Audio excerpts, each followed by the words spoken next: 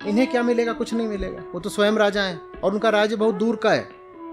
अपना उनका कोई व्यक्तिगत स्वार्थ तो है नहीं, लेकिन धर्म के प्रति निष्ठा है। कह रहे हैं ना, कुछ बहुत गलत होने जा रहा है, होना नहीं चाहिए, ये अर्जुन बहुत गलत कर रहा है पीछे हट करके, मैं इसे ऐसा करने नहीं दूंगा। जितने उपाय हो सकते हैं सब आजमाऊंगा। अर्जुन का हठ और कृष्ण की व्याकुलता। यहाँ हम देख रहे हैं एक ऐसे व्यक्ति को जो अधर्म को जीतता हुआ नहीं देख सकता, क्योंकि भगवान इत्यादि बोल करके तो आप फिर उनको बहुत दूर का बना देते हैं। भगवान है तो विशिष्ट हैं, ऊंची ऊंची बातें कर ही रहे होंगे। थोड़ा सा ऐसे देखिए कि एक मनुष्य ही है, हमारी आपकी तरह, सीखिएगा। प्रणाम आचार्य जी, मैं असम गुवाहाटी से आया हूँ। तो मेरा प्रश्न काम वासना से लेकर है। तो सर, मेरा काम वासना में इतना ग्रस्त हूँ कि सारा दिन मुझे यही सोच आते रहते कि क्या है, कि क्यों है, इसलिए। और काम वासना के कारण मेरे से कुछ साल पहले कुछ बहुत बड़ी गलती हो गई थी, जिसके कारण मैं अपने रिश्तेदारी, उम्र कुछ लिहाज करना भूल गया। तो वो सब से तो मैंने सीख नहीं ली, लेकिन अभी भी वही चल रहा है मेरा। लेकिन वो चीज़ मुझे जब याद आता है तो मुझे बहुत मतलब ऐसा लगता है कि कुछ क्रिमिनल हूँ मैं मेरे हिसाब से, और लेकिन बदल नहीं पा रहा हूँ मैं उस। अभी यहाँ पर आग लग जाए, काम वासना याद रहेगी क्या? नहीं सर। नहीं रहेगी ना। अभी बारिश हुई है बहुत, बाहर टहलने निकलो, वहीं देखो कि एक सांप निकल पड़ा है पीछे, काम वासना याद रहेगी क्या? नहीं सर। तो आग लगी हुई है और सांप सामने खड़ा है जहरीला, बस दिख नहीं रहा है। दिख नहीं रहा है इसीलिए अपने आप को फिर छूट दे देते हो, मौका दे देते हो कि अभी तो समय खाली है, कुछ करने को नहीं है, कोई समस्या नहीं है, कोई खतरा नहीं है, चलो मौज करते हैं। ये मौज वगैरह सब छू मंतर हो जाए अगर तुमको आग दिख जाए, धुआं दिख जाए, सांप दिख जाए, काल दिख जाए। हमारा दोस्त भैंसे वाला, वो दिखाई नहीं पड़ता ना, है वो लगातार दिखाई नहीं पड़ता। आदमी मानता है अभी तो हम जवान हैं, जीने के लिए बहुत साल बचे हुए हैं, कोई समस्या है नहीं, चलो मटर गश्ती करते हैं। समस्या बहुत बड़ी है। तो इन सब उपद्रवों का जो इलाज होता है वो ज्ञान ही होता है। तुम अपनी हालत को गौर से देखो तो, और दुनिया की हालत को देखो, और उनको देखने के बाद सारा फितूर उतर जाएगा, सब भूत प्रेत हवा हो जाते हैं। आदमी किसी भी तरह की विलासिता में रह सके उसके लिए बेहोशी बहुत ज़रूरी होती है। विलासिता माने अयाशी कह लो, और नशा, ये दोनों हमेशा साथ चलते हैं। इसीलिए आप जब अय्याशी करना भी चाहते हो तो उसमें नशा बहुत ज़रूरी भी हो जाता है। शराब मौजूद होनी चाहिए, क्योंकि अगर होश बचे हुए हैं तो सच्चाई को भुला करके अपने आप को नवाबी करने की छूट दे ही नहीं पाओगे। ये काम तो एक बेहोश आदमी ही कर सकता है ना, कि सांप सामने बैठा हो और वो कहे मुझे तो मौज मारनी है। कोई होशमंद तो कर नहीं पाएगा, या कर लेगा? किसी भी तरह का नशा हो सकता है, शराब का हो, कुछ और हो, सत्ता का नशा भी हो सकता है, कोई भी आपने व्यसन पकड़ रखा है, उसका नशा हो सकता है। क्या करते हो? कोई नौकरी? चीज नौकरी करता हूँ, क्या नौकरी है? कोर्ट में करता हूँ सर। कितना उसमें समय देते हो? सब 10:30-11 बजे से 5 बजे तक। यही तो समस्या है ना। 11 से 5 की नौकरी माने कुल 6 घंटे, और जवान आदमी हो, दिन में है 24 घंटे। कुछ आश्रित लोग हैं या बस अपना कमाना खाना है? मैं शादी नहीं की, मम्मी पापा के साथ रहता हूँ। मम्मी पापा के साथ रहता हूँ, तो घर मम्मी पापा का होगा। हाँ, सब उन्होंने किराया भी नहीं देना पड़ता? नहीं सर। खाने भी वही दे देते हैं? जी जी। तो यही तो बात है कुल मिला के। क्या उम्र है? 34। 34 के हो, शादी करी नहीं है, किराया देना नहीं होता, और माता पिता के साथ रहते हो, मकान उनका है, तो इसका मतलब ठीक ठाक पृष्ठभूमि से हो, उन्होंने मकान तो बनवा ही रखा है। हाँ, पिताजी भी नौकरी करते थे। पिताजी भी नौकरी करते थे, तो उन्होंने बचा के भी रखा होगा। जी सब। वो बचाया हुआ जो है वो भी तुम्हारे ही लिए, ये भी तुम जानते हो। और बचपन से मैंने कुछ जिम्मेदारी ली भी नहीं। बचपन से जिम्मेदारी ली भी नहीं। भाई बहन कितने हैं? बहन था, उसका शादी हो गया, उसमें भी कुछ हिस्सा था ही नहीं मेरा। बहन की शादी हो गई तो अब बहन है नहीं, घर में तुम ही हो और माँ बाप हैं बस। जी। बहुत बढ़िया। तो अब और करना क्या है ज़िंदगी में? सर, छोड़ने की भी बहुत कोशिश कर, जो गंदी मोबाइल छोड़ना नहीं होगा, उठाना होगा। जिम्मेदारी उठाओ, और जिम्मेदारी नहीं उठाओगे तो मैं तुम्हें कुछ भी बता दूं, तुम बड़े से बड़ा ग्रंथ पढ़ लो, कोई भी और उपाय लगा लो, कुछ काम नहीं आएगा।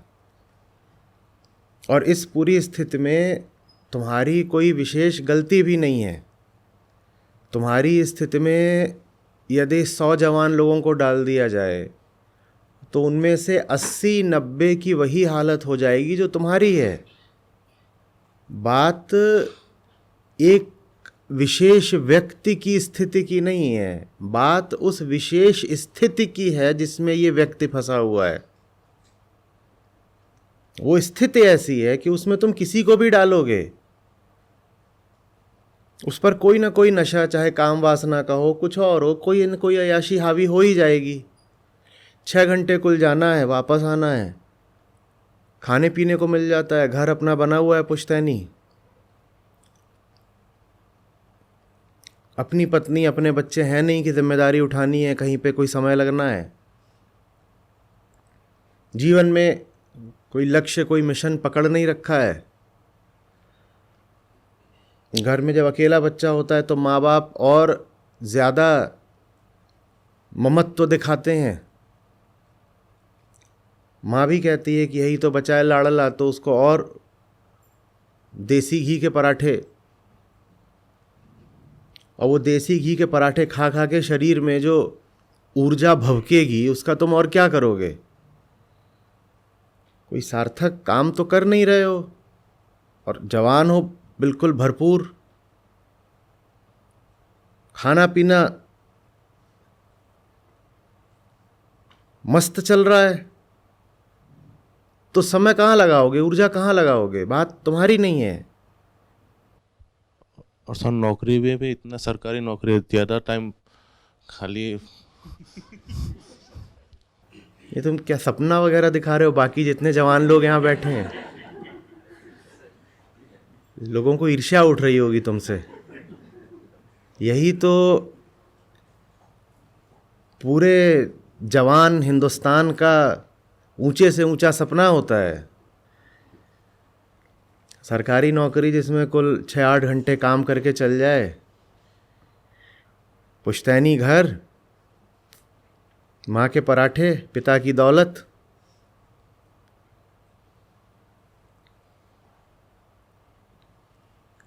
जवान शरीर,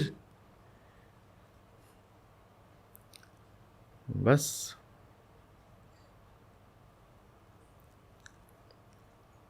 क्या मैं सलाह दूं तुमको? किस शहर में रहते हो? गुवाहाटी। तो गुवाहाटी में चलो, कुछ तुम और काम धंधा जल्दी नहीं ढूंढ पा रहे हो, कुछ खेलने कूदने के लिए भी नहीं है। तो आप सर, आपका वीडियो देखने के बाद मैं अभी सुबह का टाइम जल्दी उठता हूँ, तो टाइम नहीं रखता, दौड़ता हूँ सुबह आके, थोड़ा आपका और दौड़ा करो ना। किताब वगैरह पढ़ता हो तो सुबह का टाइम निकल जाता है। बीच में खाना बनाना भी शुरू किया टाइम, लेकिन शाम वो तो करना ही चाहिए। माता जी को मुक्ति दो, खाना तुम बनाया करो घर का। घर में कुछ काम वाले लगे होंगे सहायक, हाँ। उनको भी सबको निकालो, सफाई करो। हाँ।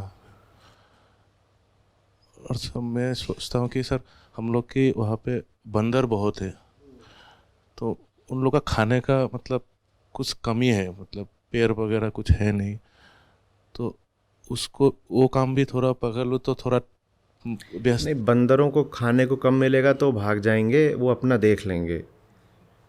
पशु ऐसी जगह पे टिकते ही नहीं जहाँ उनके खाने को पीने को कम हो, वो उस जगह से हट जाते हैं। और जहाँ उनके खाने पीने की सामग्री उपलब्ध होती है उस जगह पर उनकी तादाद अपने आप बढ़ जाती है। तो वो तुम्हें कुछ नहीं करना है। और बड़े सामाजिक वैश्विक काम हो सकते हैं, उसमें डूब सकते हो, लेकिन इतनी जल्दी तुम उन कामों को पकड़ पाओगे या नहीं पता नहीं। कम से कम अपनी देह का ही ख्याल करना शुरू करो, एकदम जो काम तुरंत हो सकता है। जब इतना समय उपलब्ध है तो सबसे पहले तो खेलों में लगाओ। थक जाओगे, काम वासना वगैरह अपने आप पीछे हटेगी थोड़ा। देखो, हम सब दरिंदे होते हैं। तुम जब पैदा होते हो ना, उसी समय पर प्रकृति तुमको एक काम निश्चित देकर भेजती है। तो एक काम तो तय है कि जो तुम्हें करना ही करना है। क्यों करना है? क्योंकि पैदा हो गए हो, और वो काम यही है, काम वासना।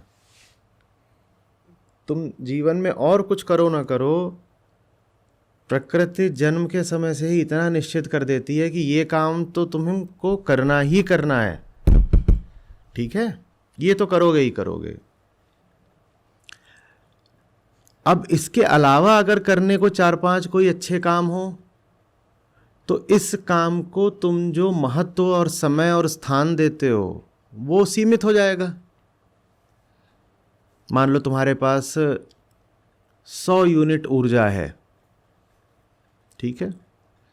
अगर करने को एक ही काम है तो सारी की सारी ऊर्जा कहाँ जाएगी? 100 की 100 चली जानी है वासना में, ठीक है ना। और वासना वाला काम तो तुम्हें करना ही पड़ेगा, क्योंकि वो माताजी का आदेश है। कौन सी माताजी? जिन्होंने जन्म दिया है, माने घर वाली माताजी नहीं, ये जो जन्मदात्री प्रकृति, हाँ, प्रकृति है, उसका आदेश है कि वो तो करना ही पड़ेगा तुमको। उसके आदेश की उपेक्षा कोई नहीं कर सकता। काम वासना हर स्त्री पुरुष के शरीर में बैठी ही हुई है।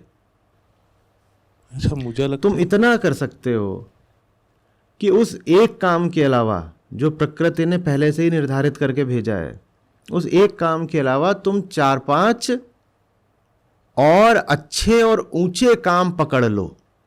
उससे ये होगा कि वो जो पहला वाला काम है, डिफॉल्ट काम, उसको तुम जो जगह देते हो और समय देते हो, उसका प्रतिशत, उसका अनुपात जो है कम हो जाएगा। और अगर तुमने दूसरे काम बहुत भारी और बहुत महत्वपूर्ण पकड़ लिए हैं, तो वो जो डिफॉल्ट काम है, पूर्व निर्धारित, अनिवार्य, उसका प्रतिशत और भी कम हो जाएगा। बस ये हो सकता है।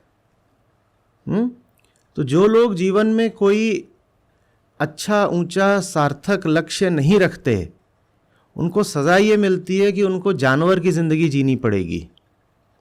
कुछ नहीं होगा करने पे तो और कुछ नहीं करोगे, बस यही करोगे, स्त्री गमन, स्त्री विचार, अपने ही विचारों और वीर्य में लथपथ लौट रहे हो कहीं पर। पशुता और क्या होती है? जानवर और क्या कर रहा होता है?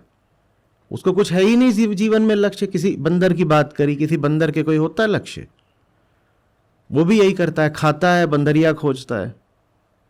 या वो ये कहता है कि मैं एक नए तरीके का बगीचा लगाऊंगा वानर वन, और उस पे सब बंदरों की सत्ता चलेगी, या इंसानों ने सारी ज़मीन ले ली है और अपने देश बना लिए। हम भी तो कुछ करें। किसी बंदर ने कभी कुछ विचार किया, कोई क्रांति करी, कोई सिद्धांत बनाया? ऐसा तो कोई बंदर करता नहीं। खाने पीने से उसको जैसे ही शांति मिलती है, तत्काल वो यही देखता है कि प्रजनन कैसे कर दिया जाए। और बंदर फिर भी ठीक है, प्रजनन उसके लिए एक शारीरिक क्रिया होती है। इंसान की भारी दुर्गति है, क्योंकि बंदर के लिए अनिवार्य है देह भाव में जीना। इंसान दैहिक से ज्यादा मानसिक होता है। तो इंसान जब देह से वासना नहीं कर पाएगा तो फिर वो मन से करता है। बंदर को अगर बंदरिया उपलब्ध नहीं है तो बैठा बैठा विचार नहीं करेगा, वो यूं ही कुछ और करने लगेगा, कूद फान करने लगेगा, देखेगा कहाँ है अमरूद किधर है, केला किधर है, वो अपना कुछ भी और करेगा। या और उसके साथी बंदर होंगे, उनसे अपना लड़ाई भिड़ाई कर लेगा, कुछ भी करते, बंदर है। इंसान क्या है? इंसान के पास एक खतरनाक उपकरण है यहाँ पे। जब वो शरीर से सेक्स नहीं कर सकता तो फिर मन से सेक्स करता है।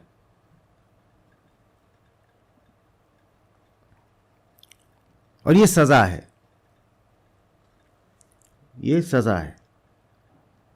हम सोचते हैं कि बिना मेहनत करे अगर खाने को मिल रहा है, सोने को मिल रहा है और भोगने को मिल रहा है तो ये हमारा सौभाग्य है। दूसरे लोग कहते हैं ना, वाह बेटा सही जिंदगी चल रही है तुम्हारी, ज्यादा मेहनत करनी नहीं पड़ती और छक्के खा पी रहे हो। दूसरे ऐसे ही कहते हैं ना, जब देखें किसी की जिंदगी को, उन्हें कुछ पता नहीं। जो व्यक्ति बिना मेहनत के छक्के खा पी रहा है, भोग रहा है और लग रहा है कि ऐश कर रहा है, वो व्यक्ति वास्तव में बड़ी दुर्दशा में है। ये दुर्भाग्य है उसका कि उसको ऐसी जिंदगी मिल गई जहां पिताजी ने छत दे दी और विरासत दे दी, माताजी ने हलवा पूड़ी दे दी और सरकार ने नौकरी और पैसा दे दिया। इससे बड़ा दुर्भाग्य नहीं हो सकता। इससे बड़ा दुर्भाग्य हो सकता है वो ये है कि हिंदुस्तान की 90% जवान आबादी ऐसी ही एक स्थिति को आदर्श मानती है। ये है इस स्थिति से भी बड़ा दुर्भाग्य।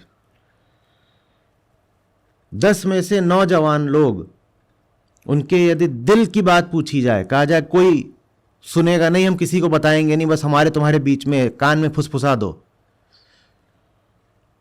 किस तरह की जिंदगी के सपने लेते हो, तुम्हारी ड्रीम लाइफ क्या है, वो कहेंगे यही तो है। तुम तो फिर भी 6 घंटे दफ्तर जाते हो। हमारे जवान लोग चाहते हैं कि 2 घंटे में ही निपट जाए,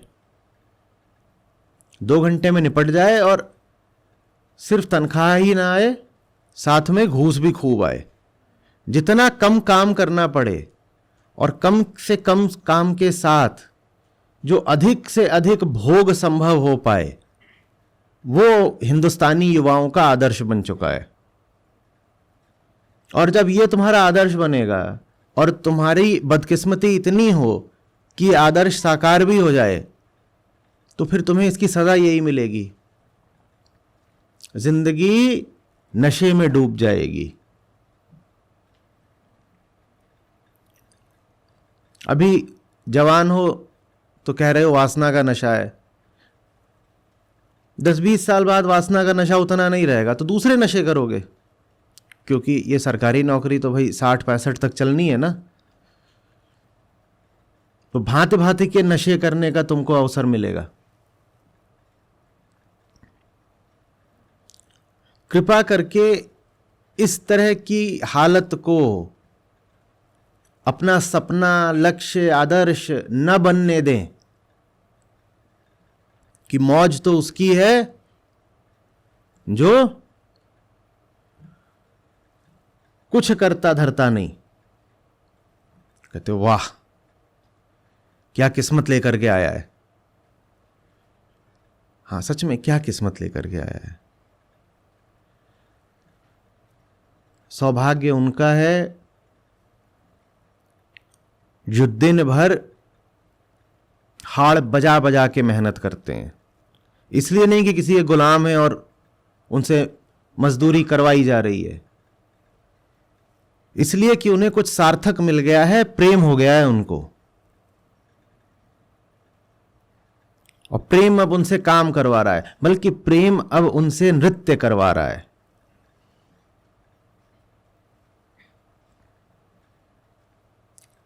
संतों ने अपने भजनों में, काफियों में इस तरह की बात खूब कही है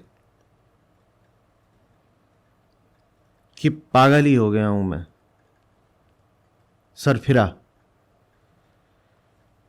लोगों ने मुझे पहचानने से इनकार कर दिया और मैं दिन भर क्या करता हूं, मैं मालिक की धुन पर नाचता हूं दिन भर, और दिन भर नाचता ही रहता हूं मालिक की धुन पर।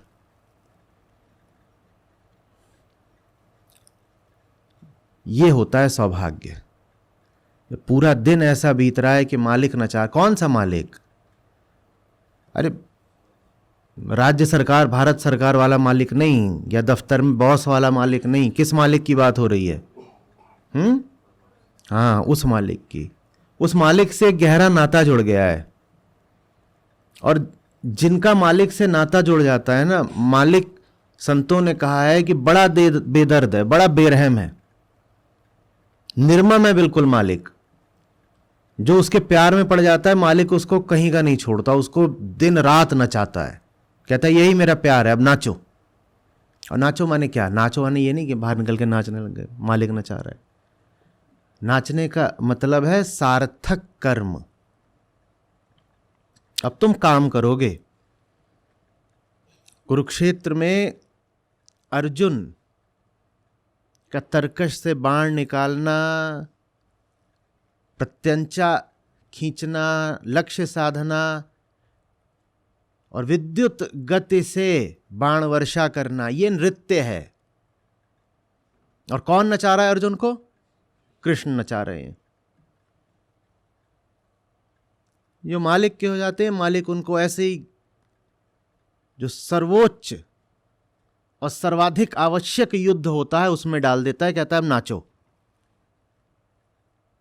जिनसे लड़ रहे हो और जो लड़ रहा है, माने तुम दोनों का खून बहेगा, इस खून के बीचों बीच लथपथ होकर नाचो। तो 18 दिन तक समझ लो अर्जुन नाच ही रहे हैं। और 18 दिन अर्जुन को काम वासना का ख्याल आया होगा।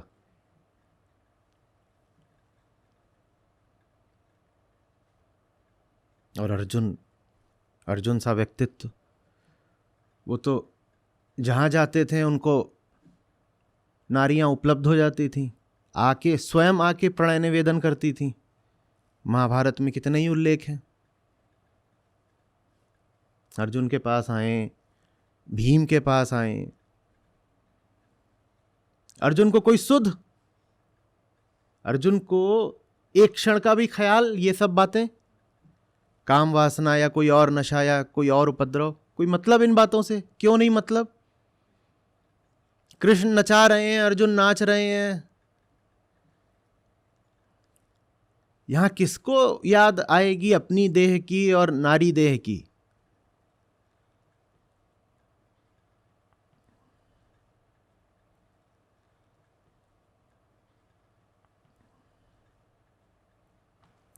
समझ में आ रही है बात कुछ?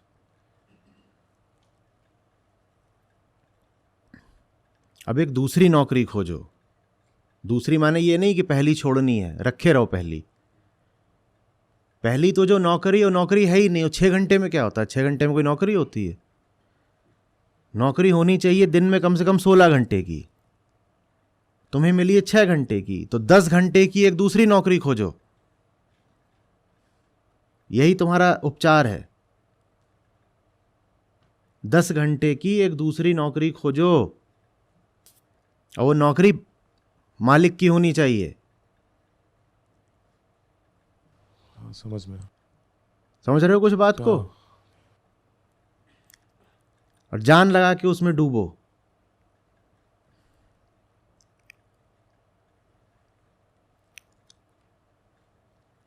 एक तो तुम्हें बड़ी से बड़ी सजा, ये जो तुमने कहा ग्लानि रहती है, पीछे कुछ ऐसे काम कर दिए थे उसकी याद रहती है।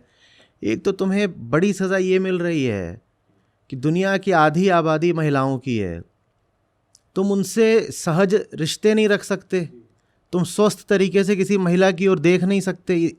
ये कोई छोटी सजा है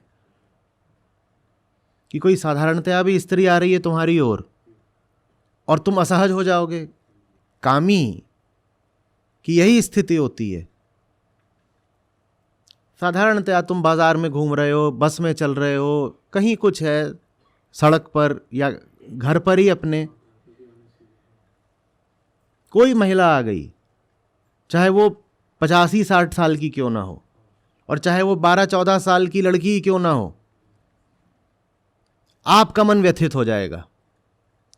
अब आप न तो खुद शांत सहज रह करके अपना कोई काम कर सकते, न वो जो आ गई है बेचारी उसको शांत रहने दोगे। घर में ऐसा माहौल, या जहाँ कहीं भी है, सड़क बाजार जो, वहाँ ऐसा माहौल बना दोगे कि दोनों ही पक्ष असहज हो जाएं।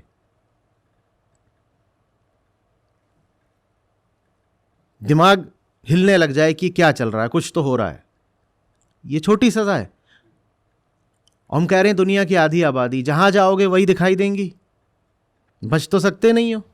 अभी मुझे डर भी लगने लगा है डर भी लगेगा, भीतर कुछ गलत ना कर से दो। चोरी का भाव भी रहेगा, हाँ, अपराधी अनुभव करते रहोगे। अपराधी। हाँ अभी कभी कोई तेज तर्रार मिल गई तो थप्पड़ भी मार देगी। हाँ हाँ हाँ, क्या बोल रहे हो? हाँ, ये कोई बड़ी अच्छी बात है। जी। तो ये दुर्दशा करा रहे हो प्रतिदिन, तुम दूसरी नौकरी खोजो जल्दी से, ठीक है? जी। आलस बहुत उठेगा। अभी सामने बैठे हो तो हाँ हाँ बोल रहे हो, पीछे जाते ही कहोगे बेकार की बात, एक नौकरी कर रहे हैं दूसरी क्यों खोजें। घर पे भी पता चलेगा माँ बाप को तो कहेंगे अरे लाडला सुकुमार सुकोमल हमारा, सब कुछ ठीक चल रहा है, बाबे ने फंसा दिया, घिसा देगा इसकी, बेचारा नाजुक नाजुक हमारा छौना।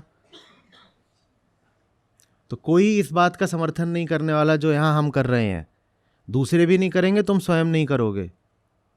इरादा पक्का करना पड़ेगा, ठीक है? सर नौकरी मतलब एक कुछ सर्विस, मतलब नौकरी माने सेवा करने। तुमसे कोई ऊंचा, उसकी सेवा में समर्पित होके जुट जाना। कोई गुवाहाटी में हो, कोई बड़ा लक्ष्य पकड़ो, पहले तो खोजना पड़ेगा क्या क्या ऐसे काम हैं जो कर सकते हो, और फिर उनमें एकदम तन्मय हो करके घुस जाओ। और उसको उतना ही ज़रूरी मानो जितना रोटी को मानता है आदमी। जब रोटी खाने को नहीं होती तो नौकरी कितनी व्यग्रता से ढूंढते हो, याद है? दिन रात इसी में लगे रहते हो, नौकरी मिले नौकरी मिले। अभी यही मानो कि तुम्हारे पास रोटी नहीं है खाने को, तो उतनी ही बेचैनी से नौकरी ढूंढो अपने लिए दूसरी, ठीक है? जी, धन्यवाद आचार्य जी।